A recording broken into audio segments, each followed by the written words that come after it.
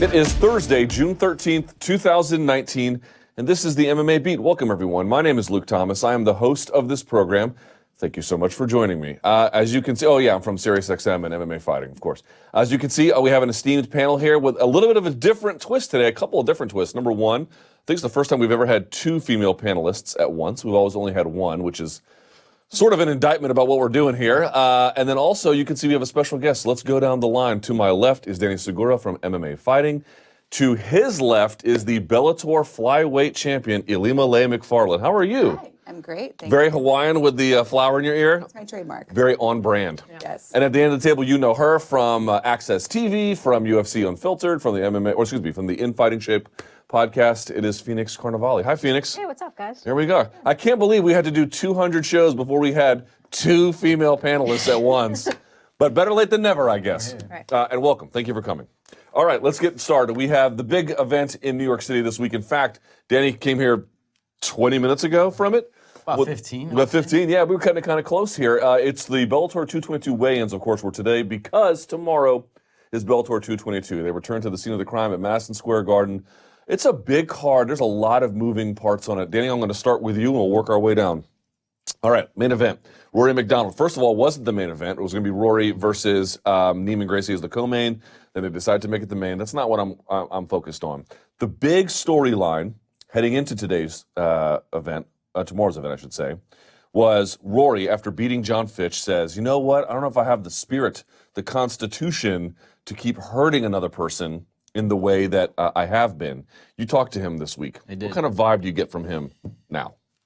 You know, he said he was he had perfect clarity. That's what he told me. And it kind of felt that way. And he said that the John Fitch fight was basically a bridge between his old self and this new stage that he is in now. And he described it as a new chapter of his career. I guess we'll only find out for sure once he steps in that cage on Friday. But I get the sense that we might have a different version of Rory McDonald, but we do have the full version of him. Different how? Well, he said it himself, you know, he was telling me, like, look, before I was just a kid coming up, some angry kid coming up, you know, just trying to, you know, prove a point. Now, all of a sudden, I am a champion. I am an established name. You know, I have a house, I have a wife, I have children. A lot has changed in his life. I feel like now he's perhaps maybe a little more measured and sort of the idea of going in there and proving a point, you know, this young kid, that's no longer there. He's no longer that person. Now he's a champion. He's there to defend his belt. He's taking a newcomer, technically, with Neiman. So he never really realized the switch of positions until now. And, you know, again, we will only really find out once he sets foot in that cage, but I do think we're going to get the full version of Rory. Ilima-Lei, what do you think? You heard the comments. You're a competitor. Yep. When a competitor says something like that, it does catch people's attention. Yeah, in fact, I actually was on that card with him. That was my third title defense against Vida Ortega. And I'm backstage in the locker room, and everybody's texting me like, hey, what's going on with what? Like, did you watch the fight? And, you know, I was watching it in and out and everything. And yeah, when I heard what he said, I was just like, I get it. I totally understand where he's coming from. You know, it's just, again, it's a different chapter of his life. He has a family now. And I actually spoke with him on the phone yesterday because I will be doing the fight analysis on the desk. Good for you. That's awesome. Friday night. Yeah. So I was on the other side of the table interviewing the fighters this time while they were all cutting weight. A little harder than it looks. I had like my tea and everything. So, but yeah, so he reiterated what Danny had said, that, you know, when he first started fighting, that was all he had. All he had was fighting, that he had something to prove. And now that, again, he's a world champion and he has his second baby on the way, you know, he's married and he found a relationship with a higher power, that, yeah, this is just a new chapter of his life. And we asked him, well, you know, when people say that you're a killer, you know, when people say that you're going to go out and kill someone, are we going to get that Rory? And he says, you're not going to get the killer Rory, but you are going to get a very highly technical and skilled Rory McDonald this Friday. What do you make of the whole thing? I think that in different stages and different ages of your life, there are different versions of you. And I think that counts for fighting as well. And I think when you do interviews directly after a fight, sometimes it's different than how you feel even 2 weeks later for all fighters, right? I mean, if we've all trained, you've gone through super hard training, super hard sparring sessions, and gone home in pain and been like, why the hell do I do this? Why don't I like floral decoration? What am I thinking? Then you take 3 days away from the gym and you can't wait to get back in there. You watch some technique video and you're like excited to train again. And I think maybe our younger selves are the more adrenaline, testosterone versions, and our older selves are the more technical, smart, advanced, sort of competitive type of fighters where those emotions change and shift. And that might be where he is. I hope that's where he is. I've always enjoyed Rory McDonald, and let's see where he is right now. I think there's also questions from a media standpoint as far as like, how did we make it a bigger deal than what it actually was? Because also, I remember Rose Namajunas also had similar comments in the sense that she's like, I don't know if I'm feeling this. And then you talk to Nina Ansaroff, you know, who fought, you know, later, and she was like, yeah, I've had those feelings as well. I just don't vocalize them. I just don't say them. And we know Rory's very honest and just says that. So I feel like, you know, fighters, you know, for the most part, they try to put on a certain, you know, personas, and they're maybe not really as open with their feelings as others. So I feel like maybe as a media, you know, media just got caught, you know, by surprise by those comments and maybe blew them up a little more. When maybe it's something that it's a little more common that fighters go through it. They just perhaps, you know, internalize it and don't vocalize it. I'll buy that. But what I also will buy is that fighters fighters sometimes lose their edge. I've seen it. There's a fighter right now in my head. I don't want to say his name because it'll just cause a huge controversy. But if you get into the game because you're an angry young man, I have seen people be able to switch gears and be able to turn that into something else when they're no longer angry. I have also seen it pull the air right out of the balloon before, and they just can't hit another gear. Talking about Rocky Balboa? It's a little bit. But the point being is, if what drove you was some kind of internal rage, what happens when you're no longer filled with rage? Some people find a new purpose, but some don't. And I don't judge the ones who don't. It's just worth acknowledging we don't know, right? Only way we're going to find out is tomorrow. And then, even that might not tell you, because, by the way, Neiman Gracie's very good. Maybe Neiman Gracie beats 100% Rory McDonald. Like, we don't actually know. So actually, it's going to take a body of work to figure that out. But in the case of, like, Gustafsson versus Rich Franklin, it's a little bit of a different scenario. But what happens when your whole purpose is, I'm going to be the best, and then you realize you're not? Some guys just say, I quit. And some guys like Rich Franklin are like, okay, I'll just keep fighting and making money and knocking out Chuck Liddell. Like, not everyone reacts the same. Again, Neiman Gracie, pick up anything from him? We had him here in studio. Yeah. Just seems like a nice jiu-jitsu surfer. I don't know what else to say, you know? I mean, you know, it's crazy because this is his 10th professional fight. You would think that somebody that just is 10 fights into a career, you know, perhaps wouldn't be, you know, in this stage, you know, headlining a card against Rory, who's obviously a big name. But he feels very comfortable with the whole situation. He doesn't feel, you know, like there's any extra pressure. He doesn't feel like, you know, like this is the moment he has to get it. He's very relaxed about it. And something that's interesting, I feel like a big storyline that's getting, you know, kind of pushed away, well, probably also because of the whole Rory comments. It's the fact that we know that Rory already is one of the best fighters, by far. Even if he loses, he's still one of the top welterweights, I think. He's arguably Bellator's best ever acquisition. Yeah, exactly. Now, Neiman Gracie, I think he has the opportunity to enter that conversation easy. Think about it. If he beats Rory, that's a huge win, and then he becomes champion. And then if he wins the tournament, that means he has to pick a win over Douglas Lima, who's a stud, probably one of the most underrated fighters. And already beat Ed Ruth. So I think if Neiman Gracie, you know, wins the Bellator tournament, welterweight tournament, which, you know, he's already getting pretty close. I mean, we could potentially be talking about one of the greatest welterweights right now as Neiman Gracie. That's fair enough. Yeah. Would you pick up on anything talking to him? I actually forgot that if he beats Rory, he automatically becomes champion.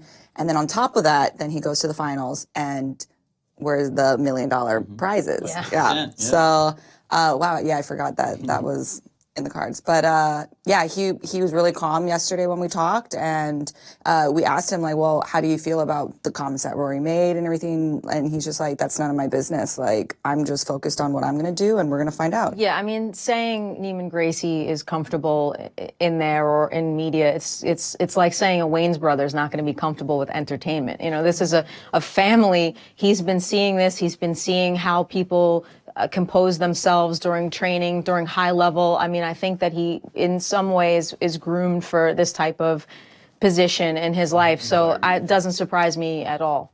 All right, so let's transition to the co-main event, or as Chael Sonnen called it, he's the main event, and then Rory and Neiman are the encore, which I thought was a funny way to describe it. In any case, Ilima-Lei, let's go to you on this one. So it's Chael versus Lyoto.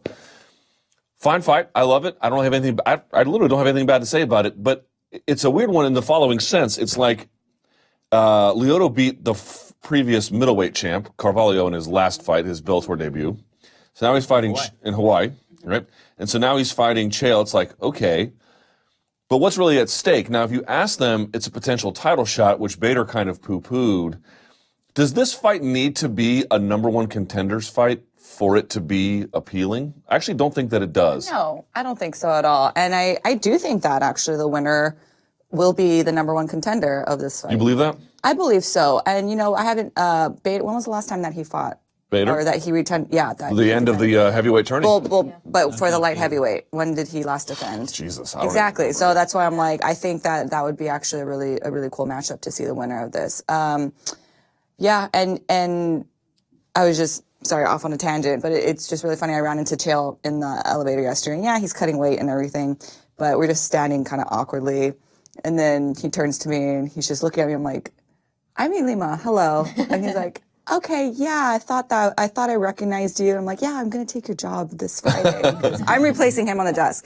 Great. But yeah, again, those two guys, they're veterans of the sport. They're so relaxed. But I think that the winner will have a very good argument to be the contender. Is it a fight as a number one, how do you feel about it being a number one contenders fight, I guess is what I'm asking. Totally fine with that. I think that it's fun either way. I mean, Chael and Bader, that type of rhetoric that he's already established is fun. And then when did they fight? Lyoto Machida and Bader was 2012 or something like that. Yeah. So then they're kind of that rematch story. And I think it's kind of cool for Chael's Wikipedia page.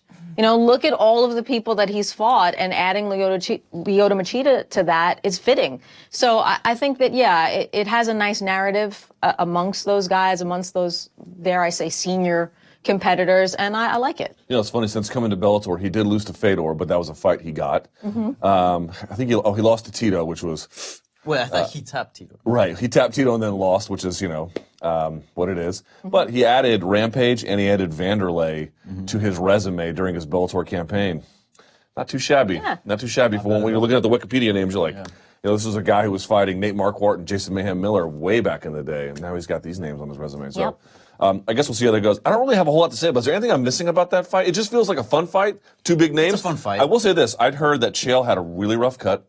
And I heard that the amount of media he had to do relative to everyone else was like extraordinary. Sure. I mean, when you're the main event, When you're the main event / encore main event. Do you any concerns about how competitive it might be in the end? Because I actually asked Lyoto. I was like, what food do you like more, Brazilian or Japanese? He's like, well, I like both, but I like Japanese. And I was like, we were talking about different foods like sushi. He's like, no, I can't eat sushi. He's like, there's sugar in the rice. So I don't eat anything like that. The dude is just so meticulous. I don't feel like Chael's probably that way. You know what I mean? Especially if he's having the weight cut issue. So what do you think? I think as far as he made it the weight. The guy's a pro, and something that people need to respect is that he always shows up. Yeah. He signs a contract and he's going to show up and he's going to fight. He's willing to fight people on short notice. He doesn't care. So we're going to get a very competitive Chael. Does it matter if he loses? For his career? For his career? No, I don't think so, because I feel like he's established a brand where it doesn't depend on wins and losses. I think if he just loses, then maybe. But he has picked up some wins, as you mentioned. And also, we have to see how competitive it is. If it's a close decision, it'll be a completely different look than if it is, a first-round knockout. But I think if he does look good and he manages to beat Lyoto, I mean, that's pretty impressive, because Lyoto has, he is part of this senior league that we talk about, but he's preserved his body, as you mentioned. He's been a martial artist since day one. If you look at the open workouts, he was ripped. He looks in great shape.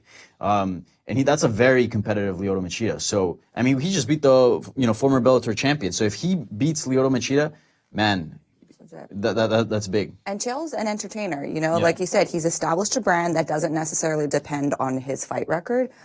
It depends more on what comes out of his mouth, and so that's why I don't think that any of the media obligations or anything is affecting him.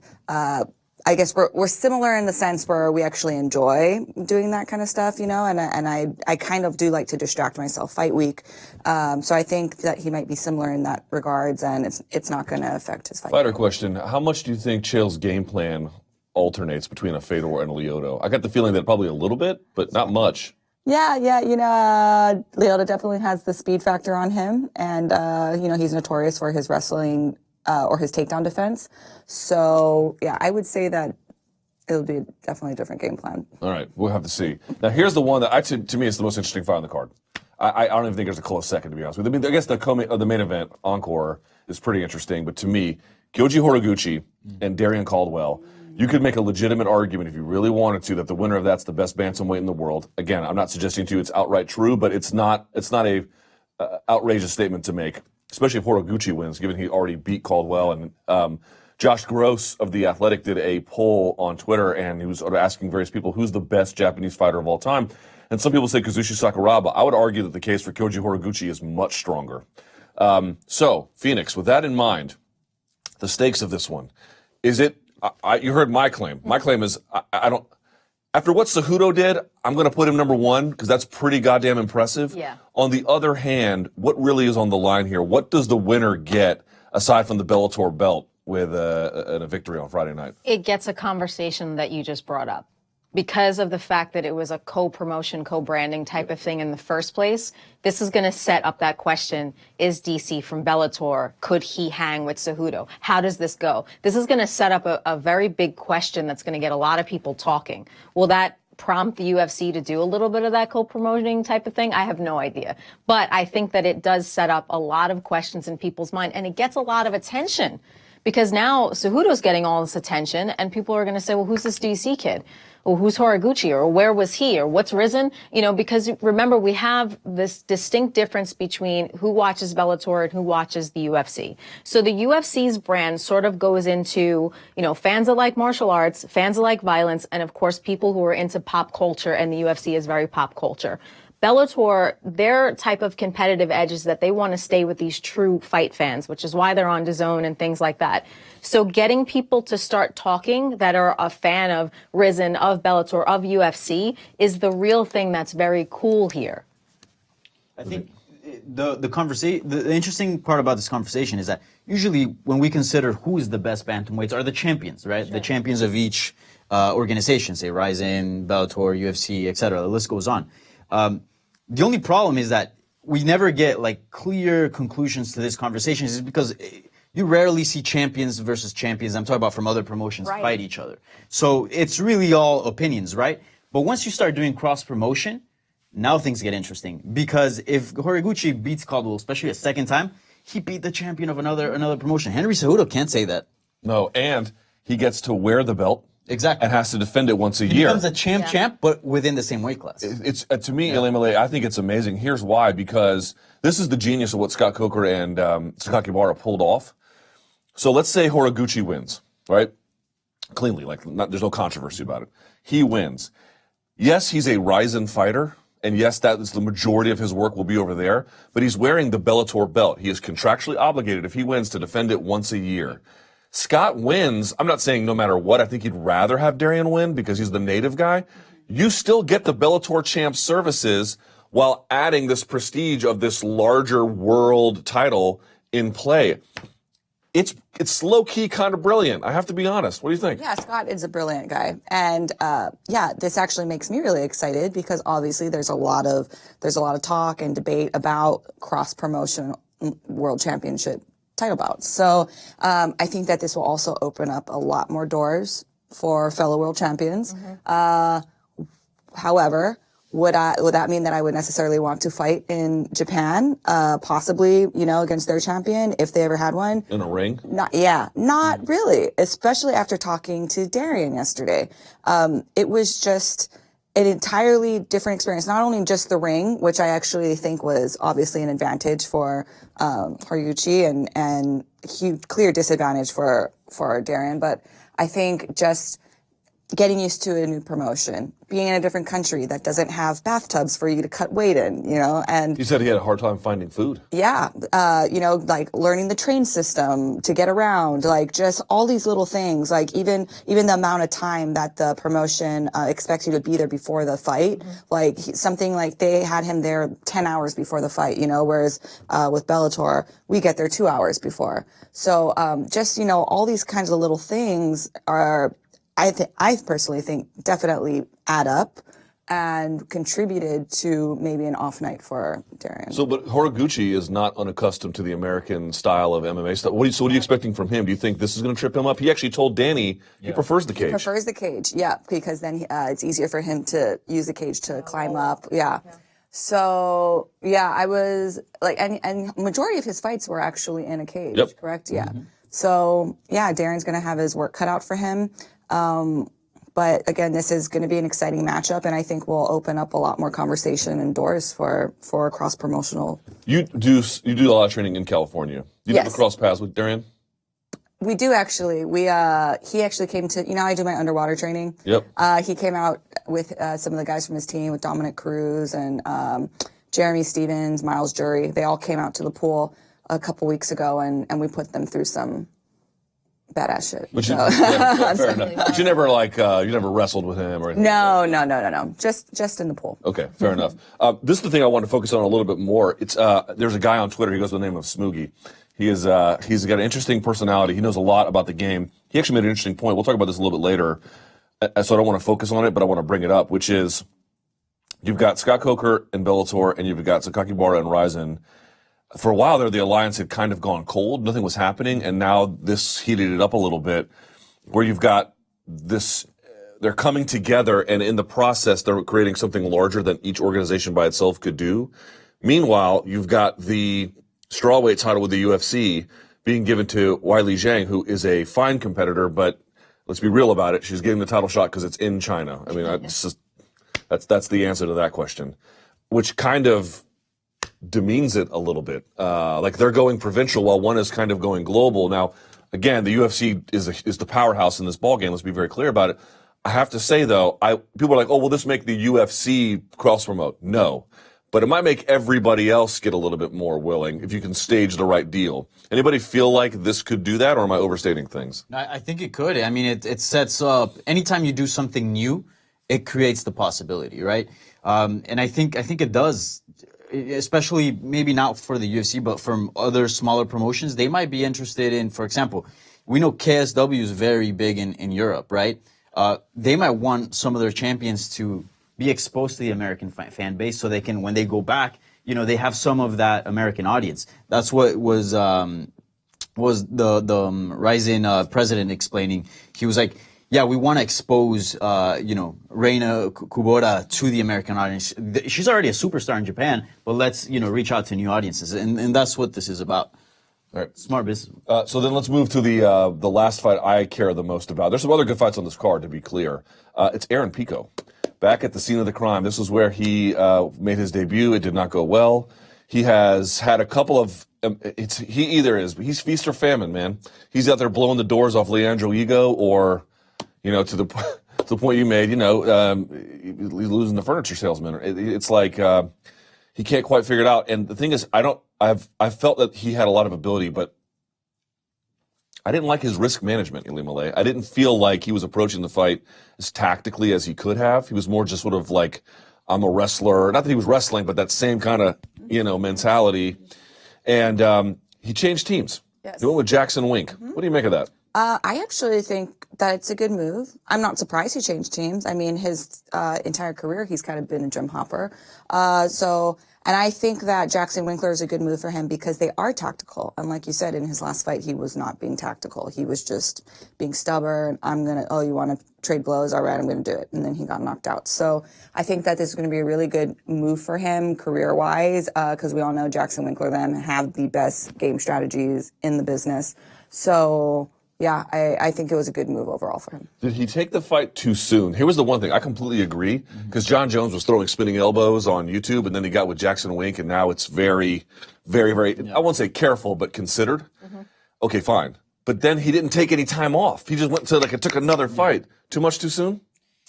It might be. I actually asked him that same question. He's like, look, it's not like I had to go there and get in shape and then start learning. I got there in shape. I didn't have to put in several weeks just to get in shape. I already got there and I started learning from day one. And he's been out there for 7 weeks now. So it's not that long. It's not that long, but also like when you're Aaron Pico, somebody that learns like that, you're young and you're, super skilled and you know, you have a huge background in just combat sports, like a huge base to build on already. I think it might just work for him. It might just work for him. That's what I was going to say. I think that he has all the skills. The problem has been his ring generalship and his fight IQ in a lot of ways. And now he'll have an extra set of eyes that's very meticulous to help him with that. So I think he has all the skills, but now he'll have the strategy and a way to string everything together with this type of very meticulous type of coaching. And I don't think that you need a long time for that, especially if you're somebody who's groomed as an athlete that picks up material right away. I mean, watching somebody like, I'll use GSP for an example. I used to watch Phil Nurse give GSP like a move and he had it. It's something that would have taken me maybe 10, 15 tries. GSP would just like have it. And we're not talking about individual technical mastery. We're talking about bearing. Your mental bearing in a contest. Well, that I don't know, you can just fix that in 7 weeks. I have a hard time believing that. Maybe it is the next step to it, because like what we do a lot is we criticize somebody so early on in their career when the first stages really are about learning and growing.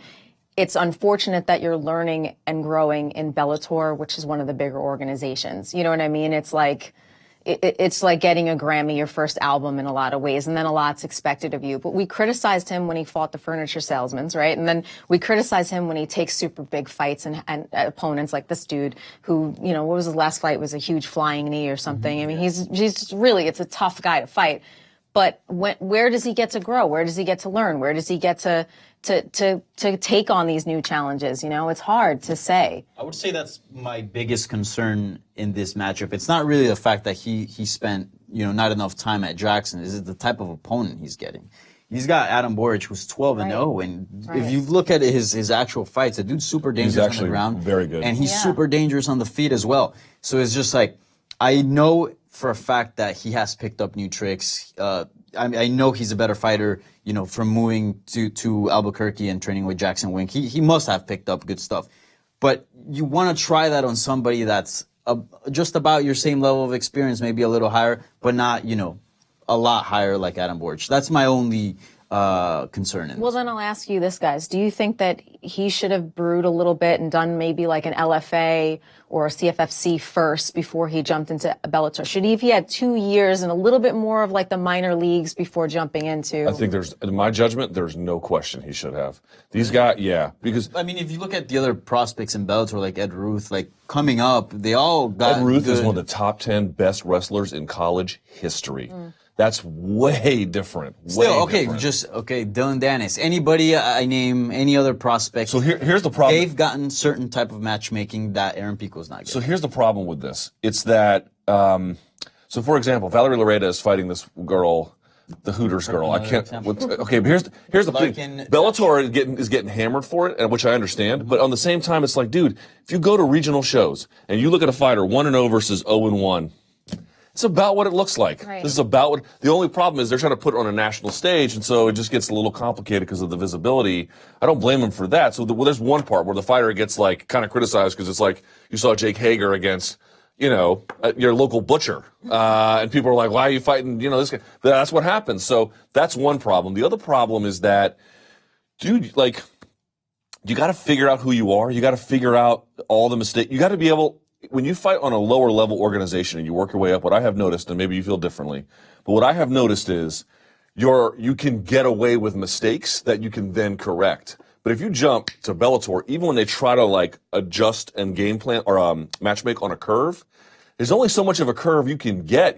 This guy, Adam Boric, bro, there's no curve on this one. Like, this is a super tough fight. Now, he's got how many fights in his career at this point? 5 or something? So whatever. This is 6 or so. So it's a little bit different now. But I just feel like you got to be able to, like, put things slowly together over time. And people are like, what about John Jones? Jesus. You mean maybe the greatest fighter ever? Okay. He can skip it. But there are people who have had like spotty records and then have completely elevated themselves to the point where they're champions. I mean, look at Dustin Poirier or Anthony Smith or even Aljamain Sterling. He's has his wins and his losses as well. And look at the trajectory.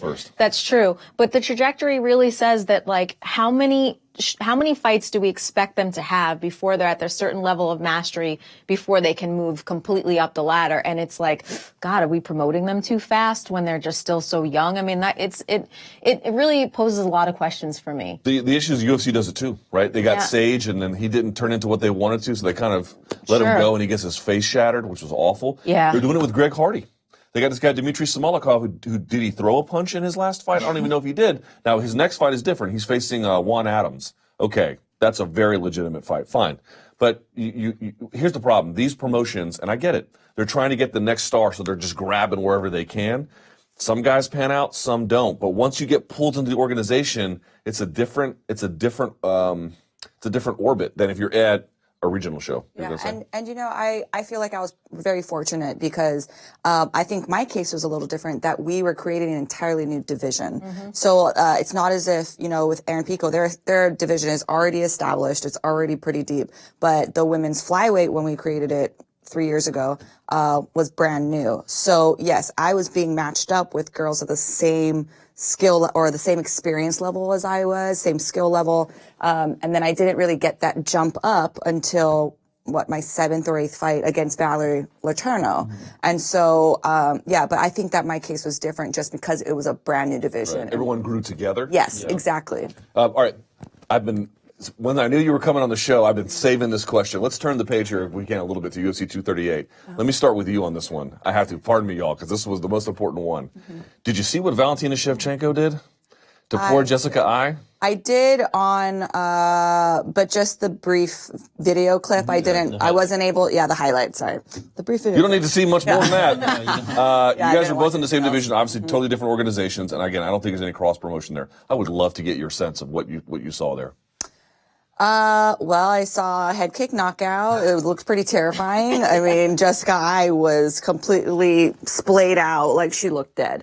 Was I surprised though? Not really. Like, I think, Jessica likes to dip in a lot and has that brawler style. So I wasn't super surprised. But, you know, I don't know if you guys saw the tweets going out about, UFC, is it San Antonio, needs a main event. Yeah. And so potentially Shevchenko versus my teammate Liz Carmouche. Yeah. That was an option. A lot of people are really confused because Liz is already slated to fight Modafferi on that card. I'm flying out to corner her for that. Oh, okay. But obviously if they want to change it and have her rematch Shevchenko, you know, she's actually beat Shevchenko, gave her first loss in 2010, I think, something like that. Yeah. Then we're all for it. And so when we started speaking about this cross-promotional stuff, I was like, potentially, like in an ideal world, potentially me and Liz could actually fight each other, which has always been, people have always asked, what is your dream fight? I'm like, oh, Liz Carmouche. Like, we just have this weird, we're very, very close. We call each other sister wives. And we're like, oh, we'll totally fight each other. So Interesting. Yeah, very interesting. So what's the key to beating Valentina Shevchenko? The key to beating her, I feel like if her and Liz did fight, then, I mean, Liz is physically the most insane athlete. Yeah. Like, and you know, obviously Valentina is very strong herself, but Liz is like man strong. She ragdolls guys at her gym all day. Like she has to go and spar guys from other gyms because there's nobody at our gym that, the guys included, that she just doesn't manhandle. So, you know, I think if Liz just kind of just sticks to her takedowns on her games and if she gets on top, she can finish her ground and pound. Yep. All right. Any comment about Valentina Shevchenko, just to follow up here, what you saw, and then what should be next for her in that division? There, it looks like Caitlin Chukagian wants the smoke, but I don't know if they're going to give it to her. Liz Carmouche was potentially one, although at the last second I saw before the show that idea has cooled off, apparently. They're not going to do it, or they're likely not going to do it. So it's a little bit unclear about what the path is forward. What do you think? As a fight nerd, and who started with Muay Thai, God, I love her. I just love everything that she does. I think watching her is watching striking mastery as far as rhythm changes and just like, I'll just move this much and be out the way and hit you back. Like just that much. I mean, she's super just efficient, right? Yeah, she's amazing. I do like the Caitlin idea because, you know, Caitlin has a karate background. I think she's a purple belt in BJJ.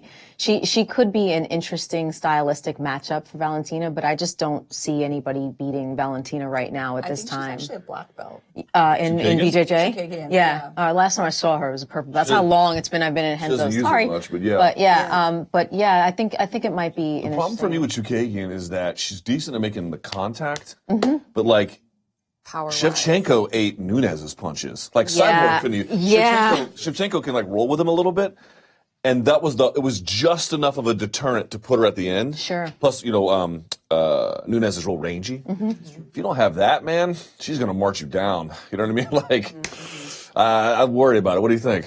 Yeah, it's tough, man. Valentina's like so good, so skilled. Do you like the Carmouche idea? Liz beat Chukagian. Yeah. Right. Yeah. In New York, I believe, if I'm not Yes. mistaken. Yeah, that was the That's last New time I York, was here, yeah. actually. That's an interesting fight because I feel like Valentina off her back, we know that Amanda Nunes had some success, but we know she can also be dangerous off her back, submitting obviously Juliana Pena. Yeah, so Carmouche, we know she's also very skilled in jiu-jitsu, very strong, as you mentioned. Good ground. Yeah, good ground and pound. So I feel like if the fight does go to the ground, it gets very, very interesting with Carmouche. All right, so here's the one I really want to come off of with the UFC 238 leftovers. It's Tony Ferguson.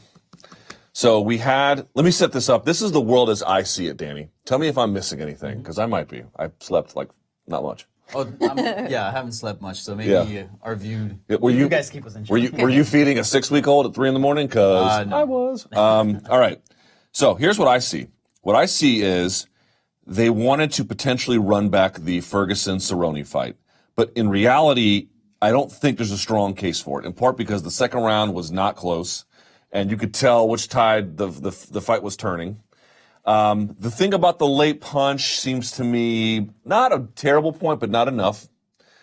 And then Tony gets on the press conference, and I was like, Tony, no. And he was like, yeah, well, we can run it back. I'm like, oh, God, Tony, don't do that. What I think they want to do is, I've said it weeks ago on this show, Conor McGregor knows he can't get the next fight with Khabib. But Conor McGregor's next fight might be with Khabib. They're going to let Khabib and Dustin fight. Now, Dustin might go in there and play Andy Ruiz to that division and just spoil the whole thing with the top three. But let's say he doesn't, and let's say Khabib wins. They are going to make a Conor fight, and Tony, despite being... What were you doing in 2012, Ilima-Lei? What were you doing? I was in college. I was in my senior year. He hasn't lost since then. Tony Ferguson hasn't lost since you were in college, and they're not going to give him a title shot. Tell me I'm wrong. What am I missing?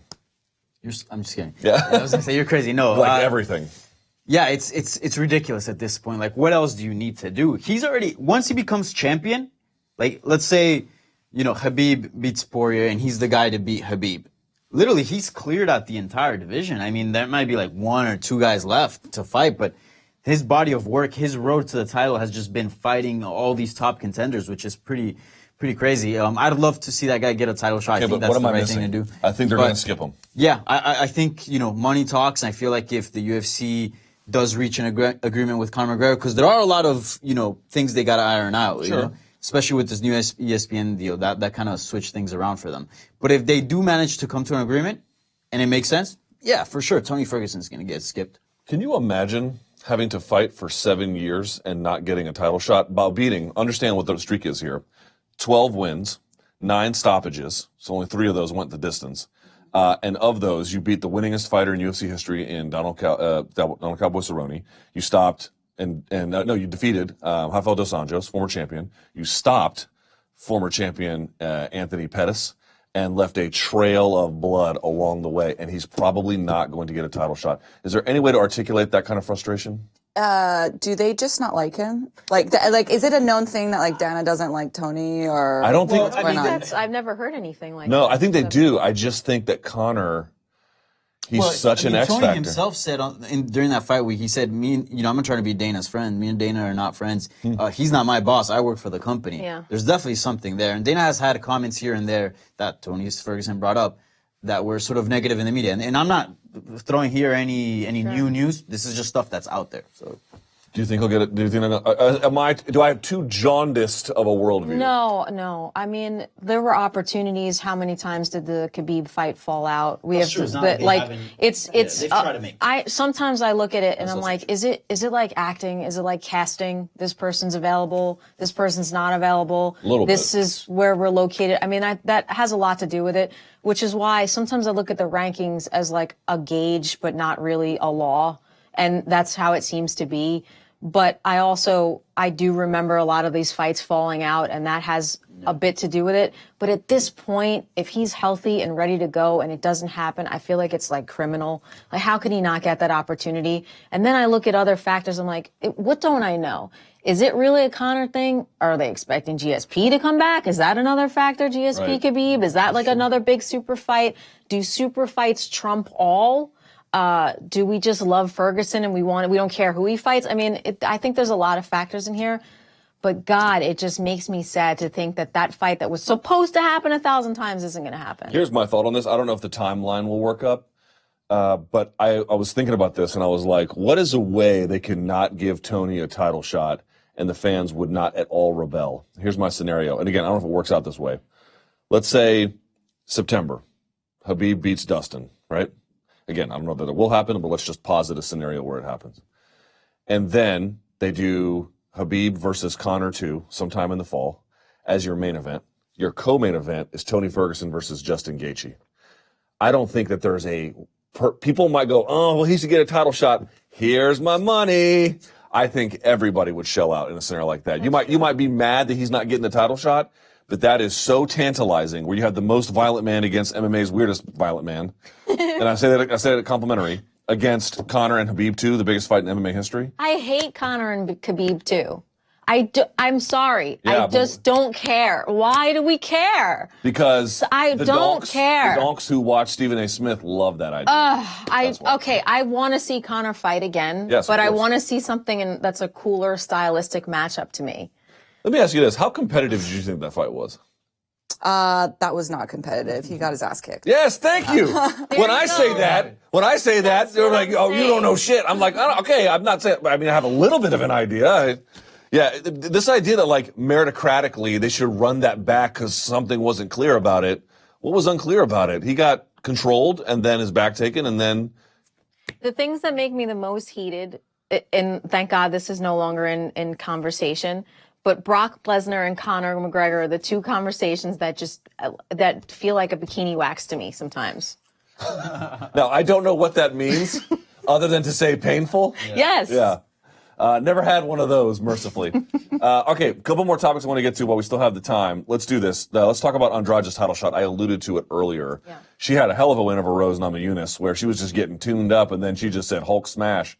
And that was that. So I thought, okay, we knew that on the horizon, Tatiana Suarez was going to fight Nina Ansaroff. But then she beats Nina Ansaroff, but I had her on my show, what day is it today? Thursday? I had her on like Tuesday. And she tells me that this is the first time her neck has been injured since the neck retired her wrestling career. By the way, if the injury gets worse, paralysis is a legitimate risk here, just so everyone knows that. And I'm like, well, how? She said she didn't have feeling on one of her arms. And a bit, yeah. But she didn't tell you guys this. If you hear the interview I did with her, she actually she upped the ante. She lost feeling in her face. She lost feeling in her face. So she was like, I'm going to figure out what's up with all of this first before I went out. So she's out. Okay, fine. But then I could have sworn, Phoenix, it was going to be Michelle Waterson. Mm-hmm. Yeah. And then she just got run over because they're going to go to China. So what's the right call? To go to China and then give, I would say, who's a very, very good a good fighter, period, but obviously a top Chinese talent in Weili Zhang. Is that the right call, or is the right call to give somebody who's been a company woman, who, by the way, is represented by WME-IMG and Michelle Waterson? Was it right to pass her over? I'm going to go back to the casting thing, location, demographics, that the rankings seems to be a gauge, not a law type of thing. I think maybe if this fight was in Albuquerque or California, maybe we'd see Michelle Waterson. I think she is really impressive. She doesn't have, what's the record for the Chinese fighter? It's like 19 in a row, and like 13 of those fights are stoppages, which is kind of rare for that division. She just beat Tisha Torres. Beat Tisha Torres. So I think it's not a wrong fight. I just feel like we feel bad for Michelle. I mean, I think if we're looking at the rankings, you would say Jędrzejczyk, but nobody really wants to see that again. So I don't have a problem with it. I mean, I'll watch that girl's like footage, and she makes me want to go to the gym. Like, she is impressive. Yeah. So, just being a little martial arts nerdy about it, I don't necessarily have a problem with it. And I think that Waterson is in the mix anyway. So maybe she gets skipped over here, but she's coming into this mix anyway. Yeah, and I really liked how Watterson has been pushing for this title shot as well. You know, she said, like, look, I've put in my time. I've been doing this sport for, you know, X amount of years. I've been fighting the top fighters in the world. Like, I've put in my time. I deserve this shot, which I totally agree with. You know, I think Weidman has only one fight with the UFC, correct? Three. Oh, I'm sorry, three fights with the UFC. But yeah, I agreed with Michelle. However, I agree with Phoenix that I'm not mad that Weidman's getting the shot because I think she's incredible. I was so impressed with her fight against Tecia Torres. So I'm not mad at it, and I do agree that Michelle is 100% still in the mix. It's gonna happen. Let me stick with you. Let me stick one more time. When they come to you with fights, like, how does it work? Because you're the champion. So do they tell you, like, which contenders are you thinking about, or they just come to you and say, hey, what do you think about this? Yes or no? How does it work for you? Both. I mean, like, they ask me in interviews and on the mic, who do you think is next? And I'll give several names. And then, yeah, you know, based on the demographics and based on who's available, then they'll be like, all right, what do you want? What do you think of this opponent at this date in this location? You ever said no? No, I've actually, the only fight I've ever said, not as champion. This was just like years ago. The only fight I ever said no to was, it was like a 2-week notice replacement. Okay. And I was like coming off of a breakup and crazy. I'm like, yes, I want it. And then my coaches were like, no. But you've never been like, well, this contender deserves it more than this contender as champion? No, because yeah, I think Rich them and Scott them, they know what they're doing and they know what they want. So yeah, I haven't disagreed with them. Okay. Danny, what do you think? Yeah, this was a weird fight because I feel like Michelle Watterson, you know, has heritage right from Thailand, right? Her mom is from there, if I'm not mistaken. And also, Yeah, she's half Thai. and also, it's weird in the sense of you can put that. I mean, what was a fight that was recently? Didn't Ngannou headline a fight card in China? Who? Ngannou? Against Curtis Blades. Yeah. So, and that had nothing to do with China itself. Like, these guys are not from China. So I don't know why they just couldn't have Weidman on that card, like saying the co-main event marquee matchup, and kind of set her up as the next thing. If obviously Tatiana Suarez, we don't know what's going on with her. So it was a weird decision. And look, the bigger fight is with Watterson. Yeah. And it's not like the Conor McGregor situation where, you know, Watterson is just the bigger name. Watterson has also been putting a body of work and also has, you know, legit skills that can pose, you know, interesting challenges to Andrade. A more known competition. And I was surprised too because she has been getting a really big push as of lately. Like, she was on the Joe Rogan podcast. She's been doing a bunch of stuff for the UFC. So yeah, I was surprised that I really thought she was going to be the next one. She was being quite vocal. Then Dana White was like, nah. I'm like, how do you know? Anyway, then again, here's one thing I'll say about Tatiana Suarez. I don't know when she's coming back. I think people are like, oh, she'll figure this out in 6 months, she'll be back. I would not be surprised if it's way longer than everyone thinks. Now, I hope that's not the case. No. But the best stuff she was telling me, it's not good. So you can't put a timeline on that. You gotta make sure you're good.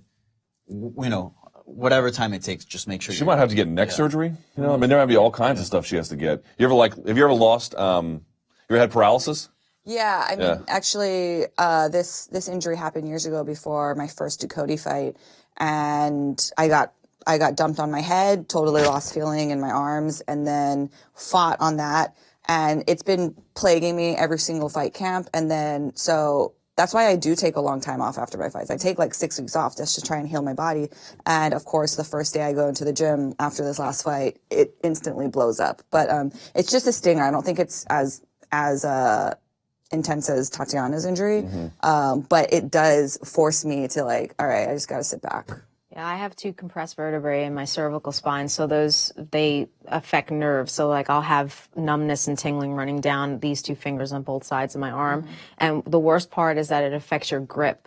Like you just be holding something and then you just drop it, break a glass. Like it affects your grip. So with, you know, if you're working jiu-jitsu, you're like all of a sudden, why is my hand, you know, just not working? So it takes a lot. They do a lot of decompression therapy to help the spine. Like you'll hang your neck and release your cervical spine and things like that. And then there's a lot of rehab, prehab work that you have to do, and that takes a good amount of time. But the awesome part is that the performance center, the PI, might really be a good thing for anybody in the UFC to just take advantage of every single thing that they have to offer. And she might come back faster because of that. If you're in Vegas. Yeah. The other part, though, is like with her style of wrestling, which is super like Using her intense, head, you know. That is that's a tough one. I mean, Pat Miletich can't move his head. He's like the Michael Keaton Batman. He's like, yeah, I can talk to him. I had a chemistry teacher. Yeah. I had a chemistry teacher like that, and he couldn't turn, so he had to like do it from the waist. You know, it was a weird thing.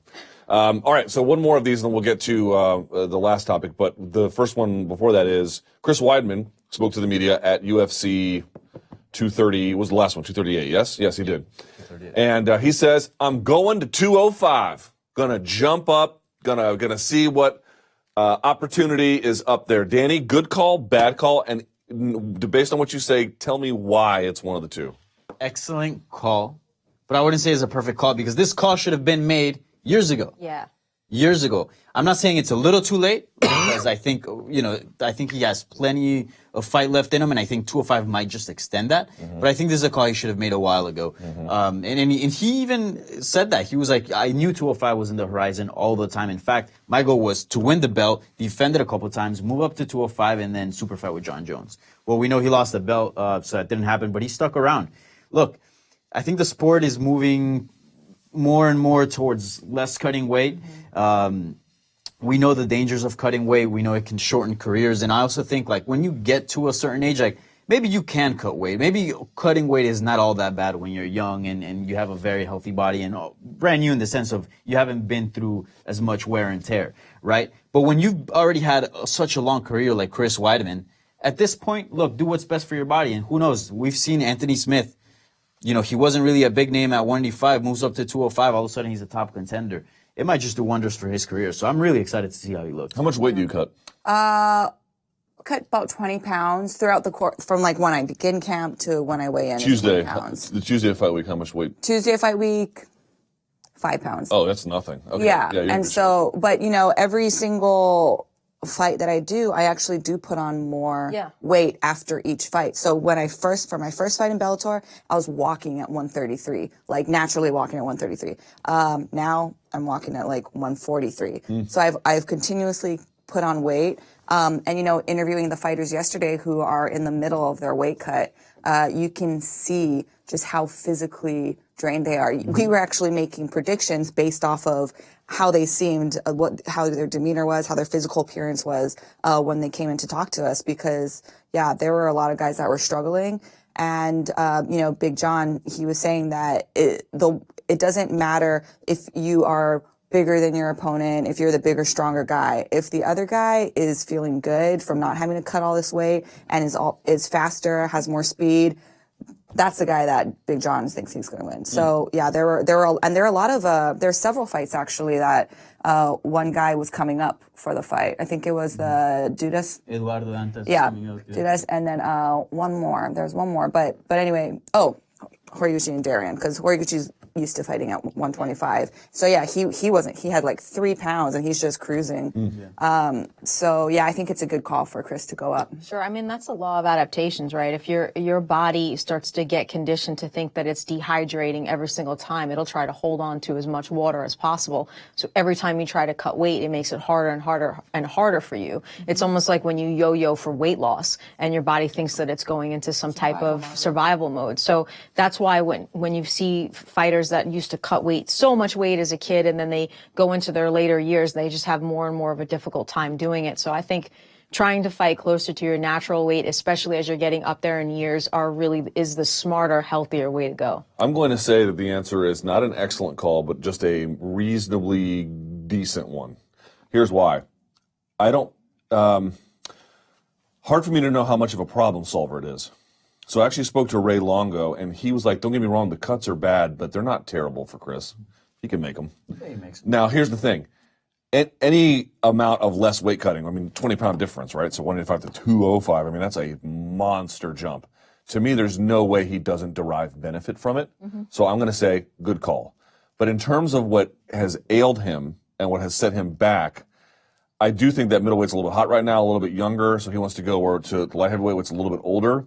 Although there are some names pushing those people out too, like a Dominic Reyes and so forth, and Rakic. So I think it'll be beneficial, but you mentioned Anthony Smith. Anthony Smith didn't just change weight classes. He'd been with a new camp for a couple of fights here, and they have really sharpened him up. Like, you can't watch that Gustafsson fight and be like, oh, that's the same dude who fought Thiago Santos. Yeah. Totally different guy.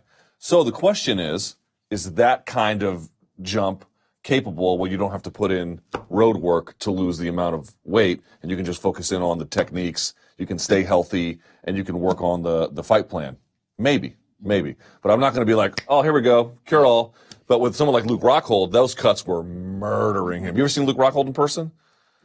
He's huge. He's enormous. You're like, you make 185? How's that possible? Yeah. By killing himself is the answer. I mean, Weidman's pretty big. He's big too, but he's not as big as Luke Rockhold. No, but he's still pretty big. I feel like, and also his career has been also plagued by injuries. He's had a lot of injuries, and who knows how much being at a lower fat percentage, and just doing those weight cuts, how much prone to injury he was then. Maybe he moves up to 205, and all of a sudden he's not getting injured, and he'll perform a lot better. Yeah, Sure.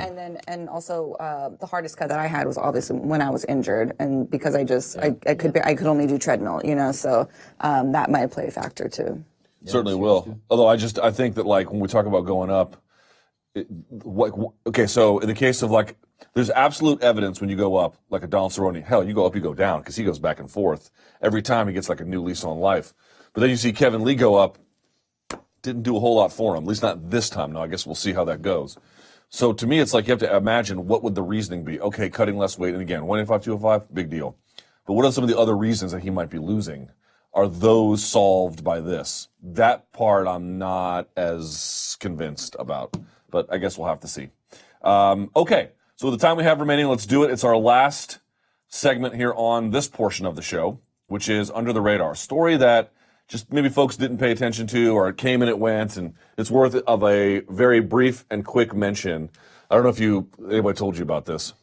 We did, but we kind of talked about it already. Okay, well then hold on. We can circle back to you. Phoenix, we'll start with you. What is Under the Radar? I went with the feel-good story. All right. Clay Guida and Diego Sanchez, Yes. Hall of Fame, kind of feel-good story. I think it's a fight earning and deserving of the Hall of Fame. Can I be honest was about happy for that? them. I got no problem with that fight. I think it's great. I have long thought, and I guess it's just me, I thought that Sanchez versus Parisian has been the much better of the two. That was a fun one too. But I guess no one agrees. Well, it's a way to kind of get Clay Guida in there, and for everything that he's done as well, fair and point, like fair point. I think that was a big part of it. But that was fun for me. I was happy to kind of watch that, and I would love to see Diego's reaction to it as well. And also, one of the few times we watch someone off their back win the ground and pound battle. That is unusual. Yeah. All right, we'll circle back for just a second. What do you got under the radar? So, at UFC 238, we were discussing how, not UFC 238, what I'm talking about, UFC 237, where Rosa Namajunas, we weren't really sure if she was gonna continue her MMA career. Well, her manager, Brian Butler, came out and said that they were actually thinking about doing an immediate rematch with Andrade. That Rose is very interested in coming back, just not now. She wants to take some time to heal from, some neck injuries and, just some time off. But at least we know that she's still in this sport. So I thought that was a bit of good news. UFC San Antonio is 37 days away, and there is no main event. Now, as Ilima-Lei had indicated earlier, they were thinking about doing Shevchenko versus Carmouche on that, but apparently that is falling by the wayside. They were going to move off of 239. 239 is the next one? Yes. Yep. They were going to move off of that Rockhold and Jan Blachowicz, but they already moved they already moved JDS versus Ngannou off of that, right? So who's fighting? Yeah, I can't keep it all straight. To somewhere? Yeah, they already pulled that fight off. Yeah. So they were going to bleed it dry and then take the other one off. I guess they decided against that as well. But UFC San Antonio, 37 days away, still has no main event. Siri, show me evidence there's too many MMA shows. Okay, just want to point that out. Anything from the UFC, anything from the Bellator card this weekend we didn't talk about that is worth a mention? Actually, that was what I was going to go for. I think there's a lot of the girl fights that are flying under the radar. There is actually 3 girl fights in my division, 125. Actually, no, I'm sorry, 2 125ers and then 1 strawweight. With another cross-promotional from Ryzen, Kubota? Reina Kubota, yeah. So I think that cross-promotional fight has flown under the radar. Heather Hardy, I'm a huge fan of Heather Hardy. She's fighting on this card. Taylor something. It's like two first names. Yeah. Taylor Turner, yeah. There's a lot of first names. Yeah, that fight I'm looking forward to. I again, huge fan of Heather Hardy. And then, of course, the Dollar Loretto versus the Hooters girl. Sorry. But That poor girl. I feel so bad, but like, if you sign a contract for Bellator, Larkin Dash. Yeah. In your Hooters outfit at a freaking Hooters, I mean, you're begging to be mean. You know what I mean? Yeah, but so I'm really excited for those girl fights on the prelims. And, actually there's another fight that we pulled up from the prelims to the main card. It's Ricky Pendejas versus, is it Mix? Patrick Mix? Yes. Yeah, Patrick And Mix. Pendejas was the guy who beat Gallagher. Gallagher, yes. That fight is going to be dynamite. And after interviewing those guys yesterday, I'm just, to be totally honest, I didn't know who Patrick Mix was. A lot of people didn't really know about this kid. Yeah, he's a monster. He trains out with Jackson Wink, and that's probably one of the fights that I'm looking forward to the most. All right. So they're flying under the radar. So honestly, tomorrow's card is completely stacked. Even the prelim fights are really good. There you go. I mean, take it from the champion / analyst herself. How about that? How'd I do? Pretty good. All right, we're not done yet. We have to get to your questions. You have been sending them using the hashtag #TheMMABeat. So we're going to do a segment we call After the Beat. Don't go anywhere. Your questions next.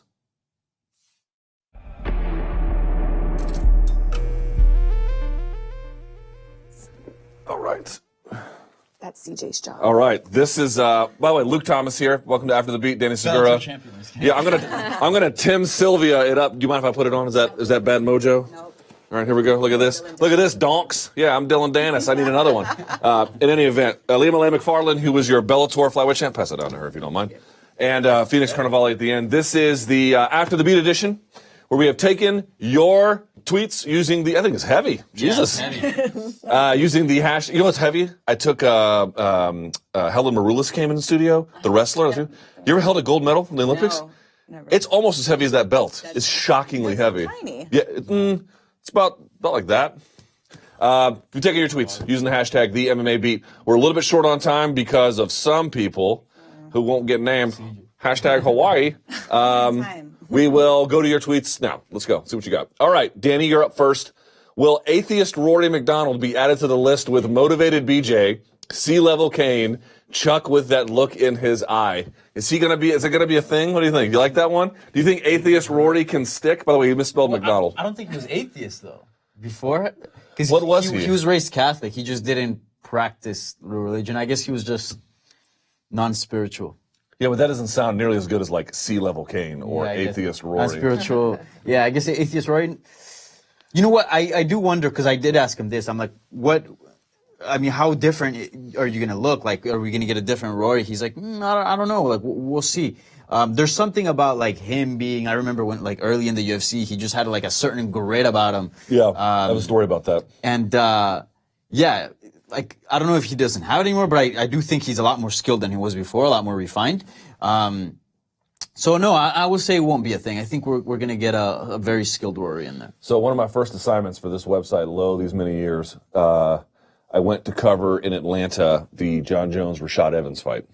And on that card, if you might recall, was Rory McDonald taking on Shea Mills. If you guys remember Shea Mills. Yeah. And the way they had set up Media Day, we were in this the Georgia State University gymnasium.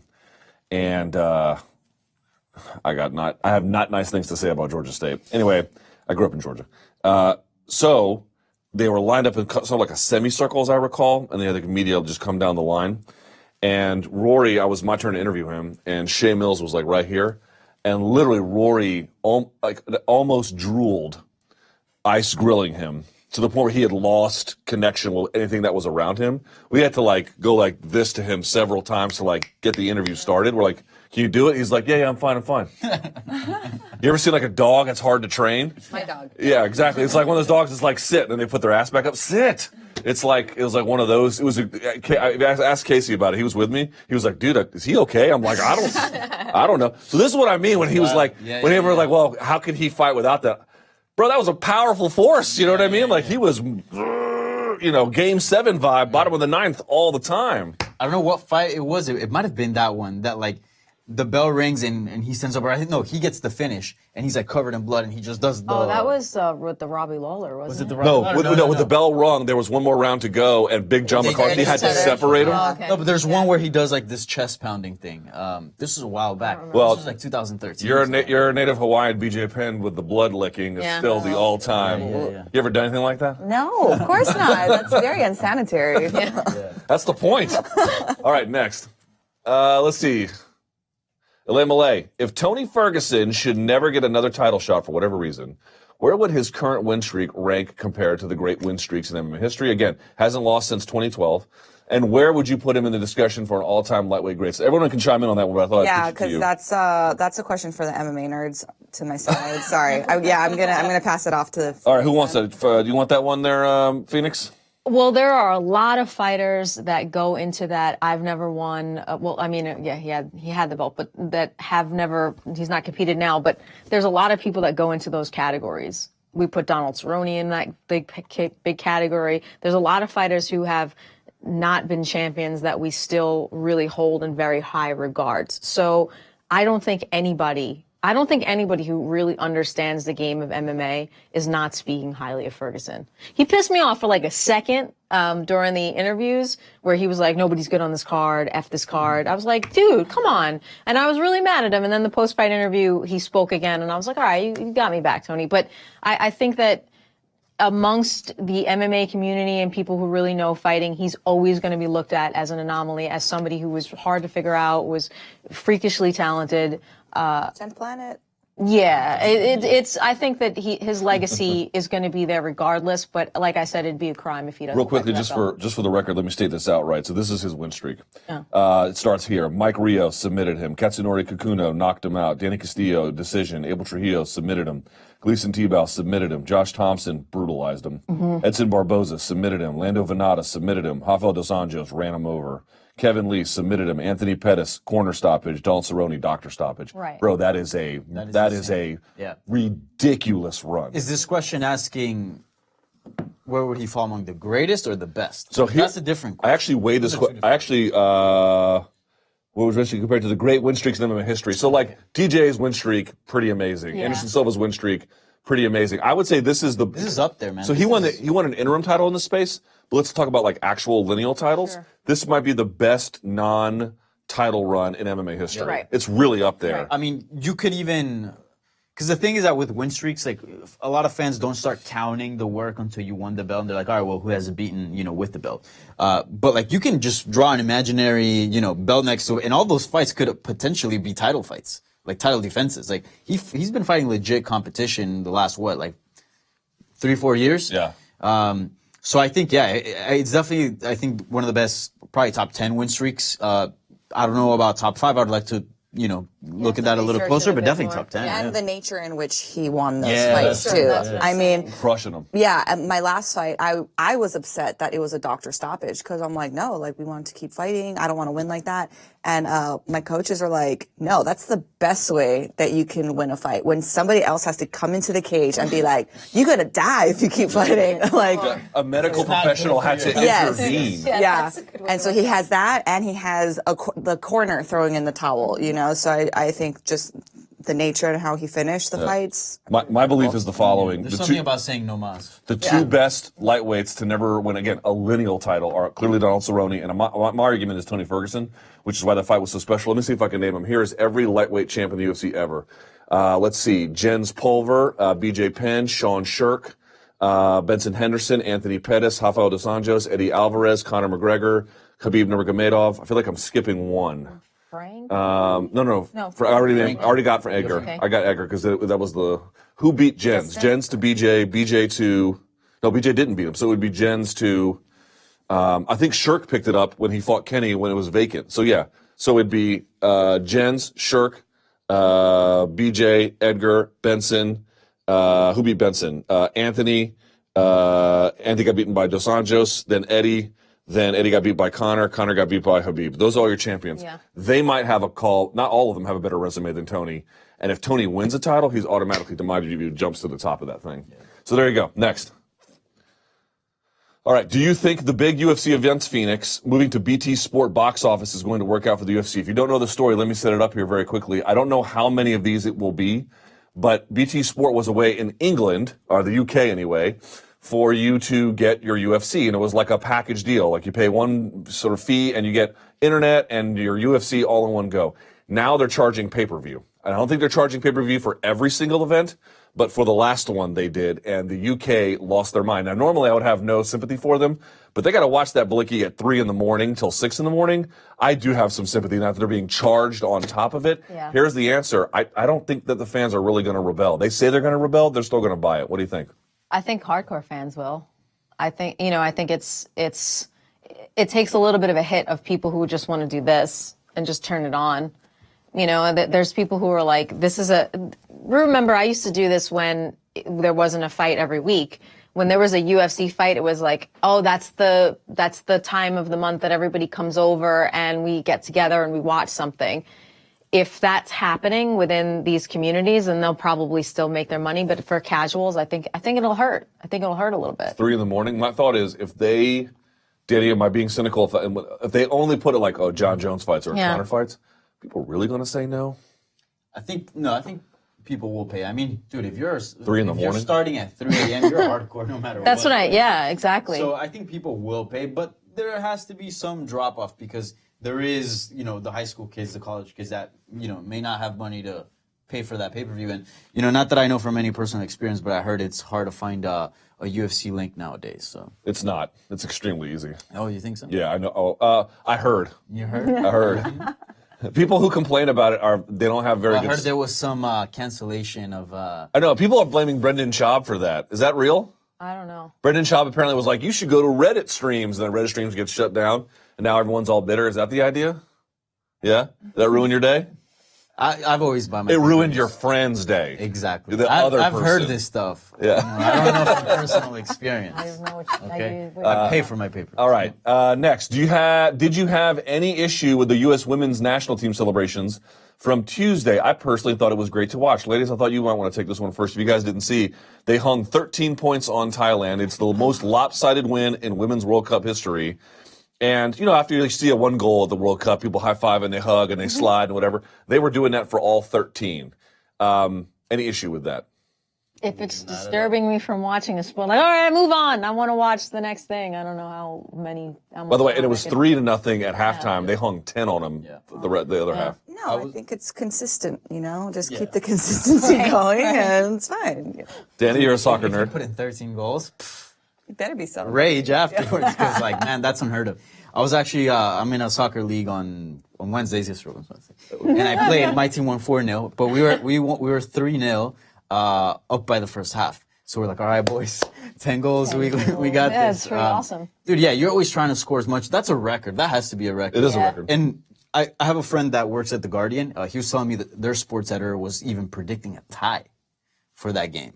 So, for it to be... was their sports editor? Because apparently... Stevie Wonder? If I'm not mistaken, no. Apparently Thailand was pretty competitive in other games. I don't know. I'm just saying whatever. All right. But, 13-0, that's insane, Look, man. if you watch the game, it was honestly like, imagine LeBron James and Kevin Durant were like, hey, Luke Thomas, Dan Segura, you guys want to play a game? We were like, sure, we got this. And then they're just dunking on us left and right. That's what it was. It was honestly like watching pros versus Joes back in Spike TV back in the day. Smart show. My attitude on the whole thing is, I can't believe people are upset about it at all. They didn't taunt the Thai players. The New York Times asked the Thai players how they felt about it. They didn't mind at all. They were happy to play the United States, which is exactly what they said. By the way, it's the highest level of sport. To consider this. And by the way, no one wants to bring this up. I'm going to bring this up. I'm not saying we've got it figured out here 100%, far from it. But the reason why the U.S. does well on international sport is, one, because we have money. I acknowledge. But the other reason is, relative to the rest of the world, we treat women like people here, right? You go to South America. My wife is from South America. They didn't even offer girls the opportunity to play soccer in their school. True or false?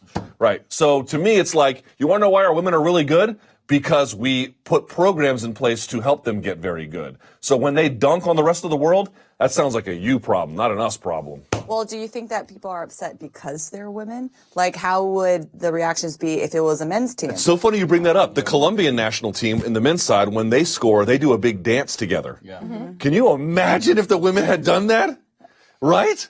Yeah. Can you imagine if they were out there doing the robot? They're not winning 13-0, but yeah. Okay. The idea that, like, here was the other part about it. It's like in baseball, if you hit a home run and it's clearly out going out of the park and you flip your bat, it's considered disrespectful. I'm like, what is the practical effect of bat flipping? Nothing. It doesn't delay the game. The home run is out no matter what. It's just your old-ass rule from your old-ass sport that you want everyone else to inherit. I do not wish to have your baggage. Let the ladies celebrate. It's the World Cup. The World Cup. Next. Yeah. Okay, this goes to the table. With Ngannou versus JDS and Rockhold Blachowicz now both moved. Well, I put this in before it didn't get moved. I no longer see it as an insanely stacked card, now just a normal card with 3 big fights at the top. How's the panel rated? All right, we'll skip this one because there's no point. Well, I'll just say this. I mean, John Jones, Santos, and Holly Holm Nunes, that's all that's all you need. Stop watching the cards where buy the cards you want, don't watch the ones you don't. But the UFC is going to keep making as many cards as they can if there's no drop-off in how much you consume it by virtue of how thin it is. Just remember, it's a consumer response there. Next.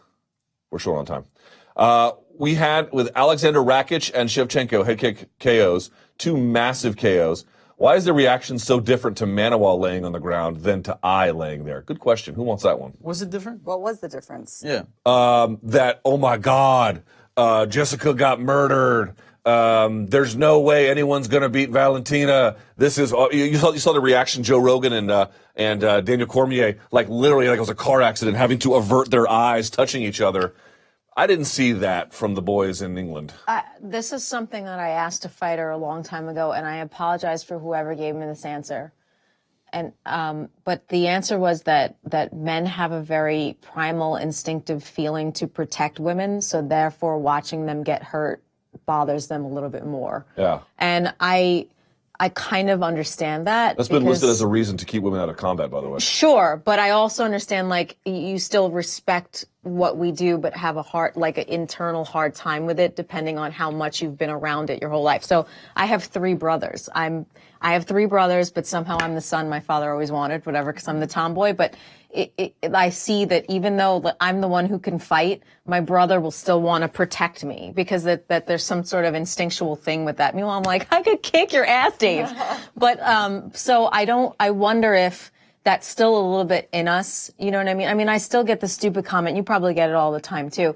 But what about your face? You know, when you compete, you're like, what about your face? Deal with your face. Like, what's it supposed to mean? But then I realize that they actually mean it as a compliment.